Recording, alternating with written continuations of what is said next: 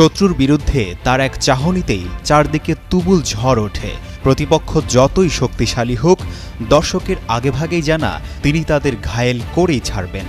অহরহ অ্যাকশনের দৃশ্যে আর বজ্রকণ্ঠের মতো ডায়লগ দিয়ে কোটি কোটি মানুষের মনে সুপারস্টার বনে গিয়েছেন থালাপতি বিজয়। কিন্তু এখন আর এটি শুধু সিনেমার গল্প নয়, তামিলনাড়ুর লাখো তরুণের কাছে পর্দা থেকে বাস্তবের হিরো হয়ে উঠলেন থালাপতি বিজয়।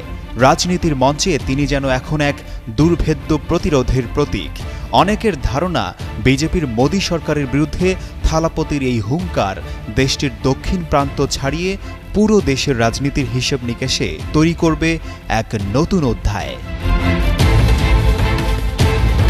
গত 22 আগস্ট ভারতের তামিলনাড়ুর মাদুরাইয়ে বিজয়ের সমাবেশে জড়ো হয় প্রায় 4 লাখ মানুষ। সেখানেই প্রধানমন্ত্রী নরেন্দ্র মোদীর বিজেপিকে আদর্শিক শত্রু আখ্যা দিয়ে বেশ আলোচনার জন্ম দিয়েছেন তিনি। রাজনীতিতে পদার্পণের পর থেকেই নানা কর্মকাণ্ডের মধ্য দিয়ে বারবার আলোচনায় এসেছেন এই অভিনেতা। ওই সমাবেশে দেওয়া তার কিছু বক্তব্য সামাজিক মাধ্যমে ব্যাপক ছড়িয়ে পড়েছে।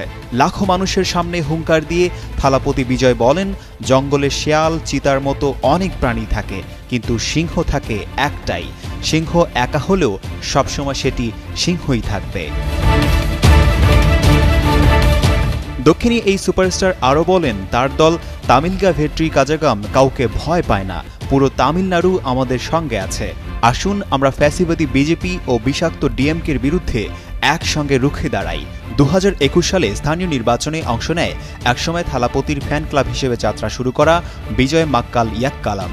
সেই সময়ই 169 আসনের 115টিতে জয়লাভ করে দলটি।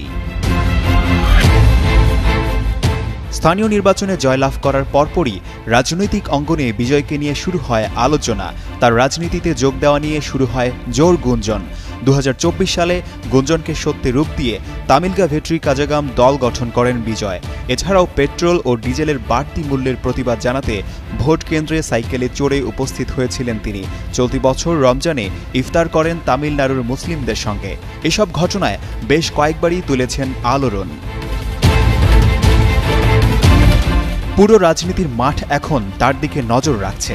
নরেন্দ্র মোদীর বিজেপি শাসিত ভারত সরকারের বিরুদ্ধে তার এমন হুঙ্কার কি শুধু পর্দার নায়কের মতোই, নাকি বাস্তবেও তার সত্যি হয়ে উঠবে, এখন সেটি সময়ের অপেক্ষা। আশিকুর রহমান, যুগান্তর নিউজ।